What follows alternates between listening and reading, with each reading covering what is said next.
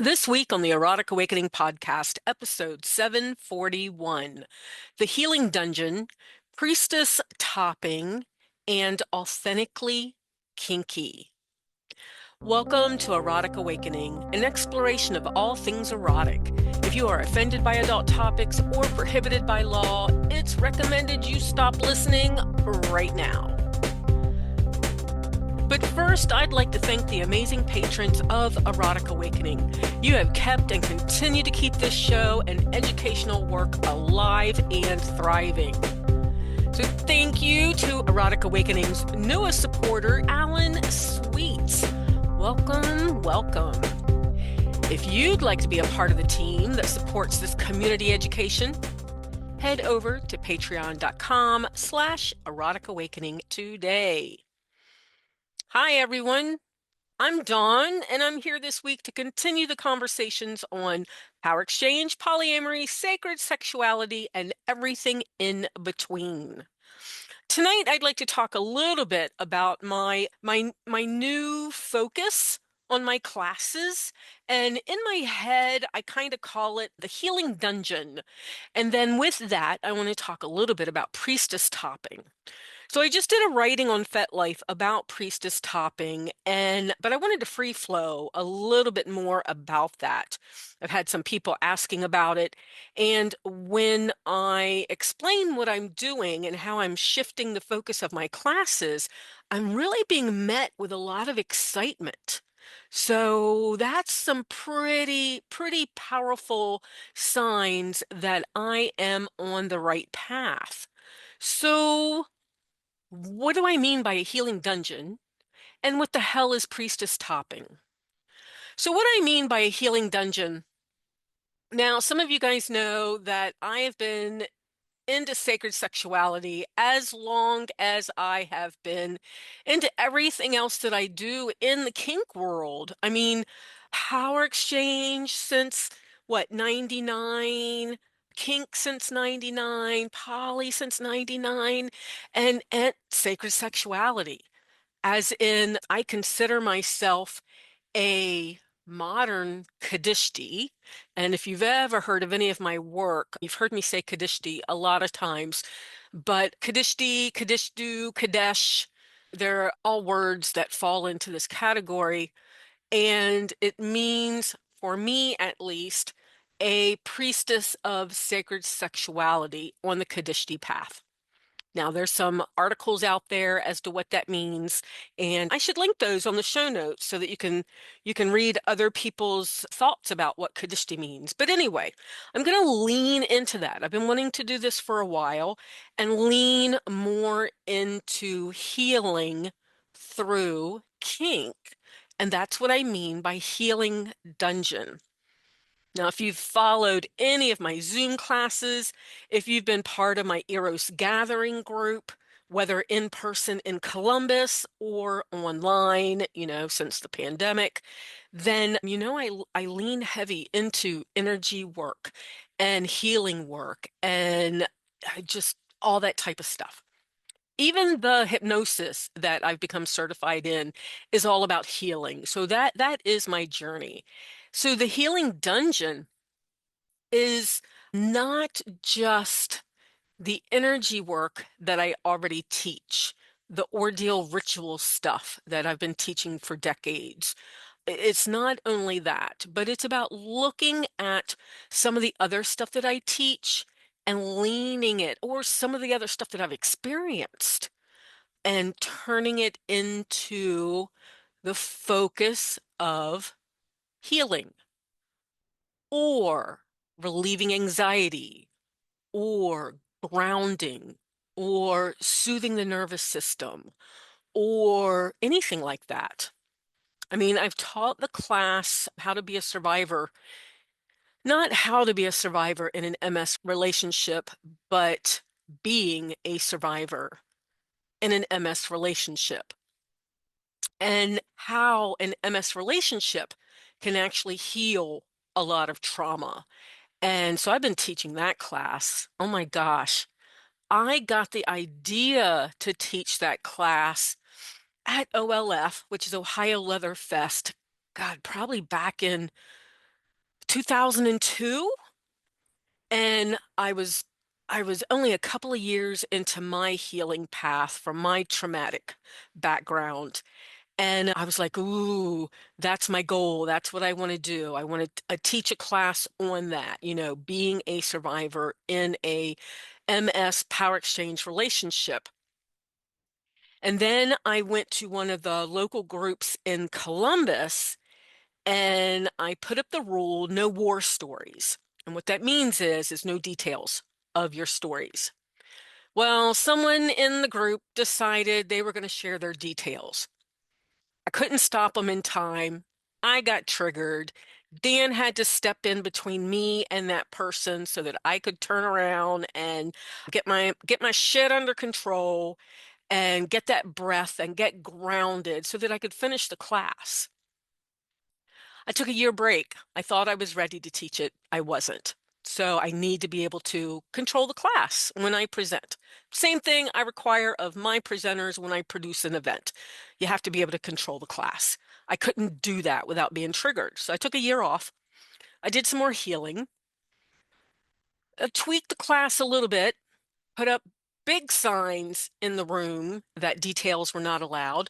Now I call it no trauma dumping, and it became more trauma informed and started doing cathartic scenes and really doing some healing with my trauma, with my sexuality and how I looked at my sexuality and just all the things. And then I was ready to teach that class again. And I taught that class. And I continue to teach that class. Now, during that year that I took off, I also experienced a couple of ordeal rituals, which really helped with my healing. And then I facilitated some ordeal rituals. And even facilitating them, which for me is priestess topping. So even facilitating them was very healing for me and definitely healing for the people that I was working with. So we started teaching that class and giving examples and teaching how to design rituals and how to negotiate, because negotiating for an ordeal ritual is much different than a regular ritual or BDSM scene. Anyway, so started teaching on all of that. And I'm just I just need to have that as part of what I do now. As in, my classes are now focused on, gosh, I should probably pull up the website and tell you what some of the classes are. But boot worship as a grounding ritual. And I mean, I could teach boot worship, but let's do it as a healing thing, which means as grounding ritual, because that's what I use it as. And I am pulling up the thing right now. So I also still have Ordeal Rituals, the empowerment of, let's see, Ordeal Rituals, power, growth, and transformation. The ritual toy bag, tools for healing scenes, where I literally talk about, I mean, I just taught this a couple of weeks ago on Zoom, and I'll be teaching it in person soon. And it's literally about how to put stuff in your toy bag that can transform a scene into a ritual. Okay. Soothing the nervous system, healing touch in BDSM. That was actually the foundation of the training program called Path of the Qadishti that we started many years ago. So I am modifying that and bringing that back to the dungeon. And then I have one called The Alchemist, crafting scenes for healing and transformation. But I wanted to call this one Priestess Topping. I mean, that's what I am. But I can also be seen as an alchemist, and that's more gender neutral. I'm afraid if I call the class Priestess Topping, that people will see it as too woo and too S. Too priestess, too niche. So I feel like people will feel like that they don't belong if they fall on different sides of the spiritual slash or the gender slash. So I might go back to call it Priestess Topping because that's what I talk about. I may leave it as the Alchemist. Oh, why not Alchemist Topping? Oh, I actually like that. Oh, yay me for talking out loud. So that's why I process this stuff sometimes, whether with people or on the podcast. So I will probably go for Alchemist Topping. Another class is Tools for Anxiety, Finding Calm in Intense Spaces. Now, I've been teaching Tools for Anxiety for years at this point, and I get to teach it again in Columbus in December when I am there for the Kick Party, right before their Cure event, which is their hotel takeover event. And then I have another one called the Body Drum, Healing Through Rhythm and Impact, Boot Worship as Grounding Ritual, Healing Through Self-Pleasuring, also known as masturbation. And then I have my energy work classes, so my sacred sexuality classes. I am still going to keep some of my kink classes, my power exchange classes, and my poly classes, but I'm really liking, I put all of my healing dungeon classes and energy classes and sacred sexuality classes up at the top of my presentation tab on the Erotic Awakening website. So, and that's just because I want them to be seen first. But Healing Dungeon and Priestess Topping. And sometimes people will ask me, well, what the hell is Priestess Topping? And I'm like, I don't top. If someone asks me to spank them, I'm just not interested. If someone asked me to, hell, I don't know, anything as a top, I just don't find it interesting. But if someone comes to me, which this has happened, and says, I would like to use sexual energy or kink energy to help me heal from this thing that I'm working on. I'm like, I'm your girl. I'm your priestess. I can do this. You want to use kink energy? You want to use impact or needles or whatever. I've done all of that to generate the energy and the body chemicals and the brain focus to help you heal and transform and yeah, I'm all for that. Here, let's sit and talk. So, you want to heal this? Well, Spirit is talking to me and says, let's try this sort of scene. What do you think about that? And we'll co-create a scene. And that I can do. It is a totally different feeling for me. It is a tool for transformation, a tool for, I mean, it's sacred and deep.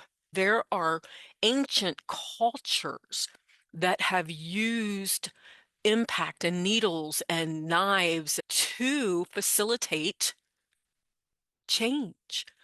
Or I can go into all kinds of stuff, and I do in my classes. But yeah, if you come to me and say, this is what I want to heal, and let's use this type of play. Yep, I can do that. And will be doing more of that in the future. I plan on adding yoni massage classes and lingam massage classes sometime in the future. And that is, oh, I could talk a whole show on that. The first place I'm going to teach that, the first place I have taught that is in the POTQ, the Path of the Qadishti 2, second level training for Qadishtis that have already done POTQ 1. My plan is to bring POTQ 2 around again. So I get excited about this, and I'm hoping I explained it okay. And again, just processing out loud. So the healing dungeon, priestess topping, or alchemist topping, that is what I'm going to change the class to. Like I said, I don't want people to feel like they can't come in and learn something just because I use the word priestess. I know some people are not woo and that kind of turns them off, but I love the feeling. So that is something that I am. I wonder if that is a label on, I think that's a label on Fet. But I think when I put that on Fet as one of my labels months and months ago, people started thinking that I was a top. And I'm not. I'm not a switch. I'm not a top. I am a priestess that also has a slave heart. So, that's something to think about. Anyway, thanks for listening as I process that out loud. Like I said, I'll put some links on the show notes that probably to the writing that I did on FET and to the article that was written about me and Dan, actually. Anyway, if you'd like to talk more about Priestess Topping, I mean, I was having a fantastic conversation with a couple of people at BizBaz because I was talking about how I'm going to change my vending. I'm going to start leaning into more sacred sexuality stuff. So I've got ideas in mind and I'm not going to speak them out loud yet.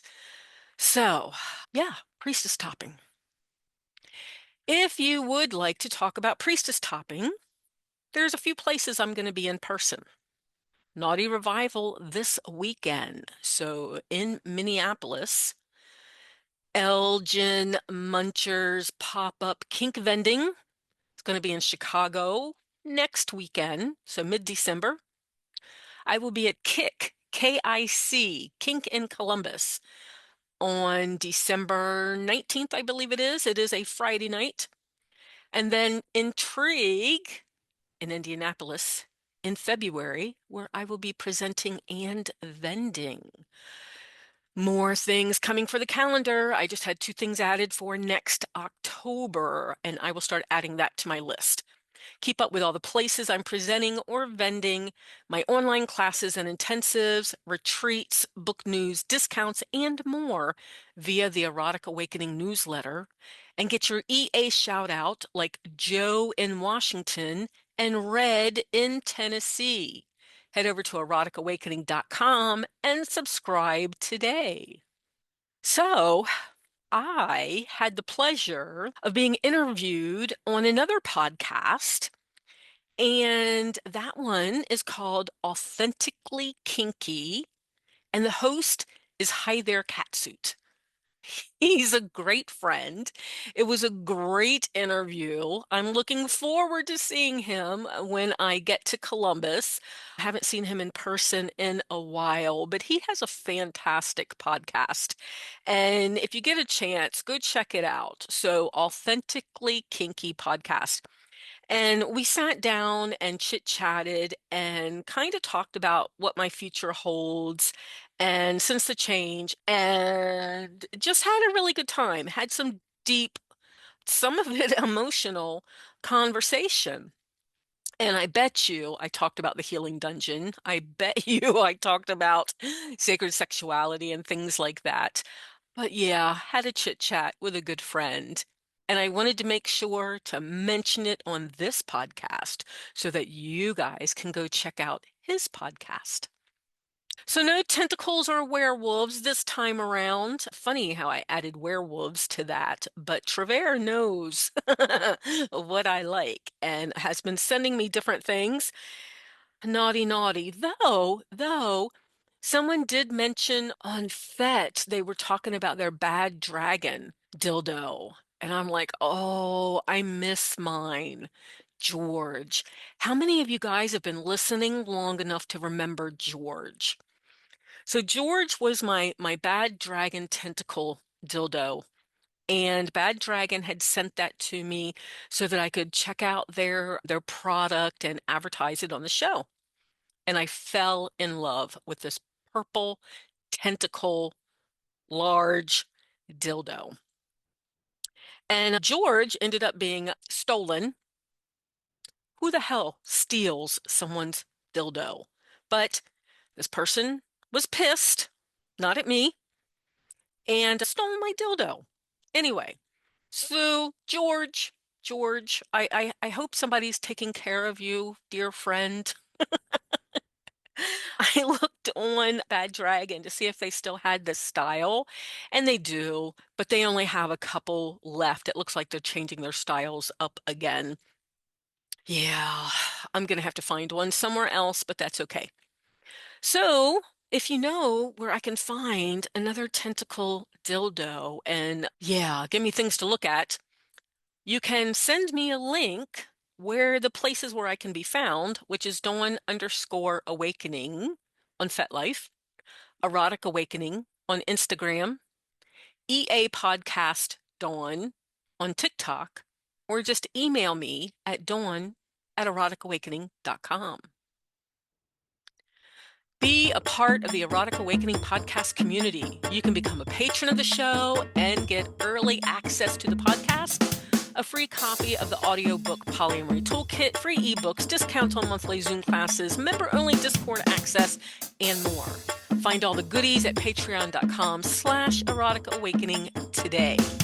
Help others find the Erotic Awakening podcast. Give us high ratings wherever you listen, and most importantly, tell your friends about the show. And join the conversation with other listeners. Use the links from the Erotic Awakening website for our interactive Discord channel, where we're currently sharing pictures of snow at the moment. Until next time, may your journey be filled with passion, joy, and a bit of naughtiness. Bye, everyone.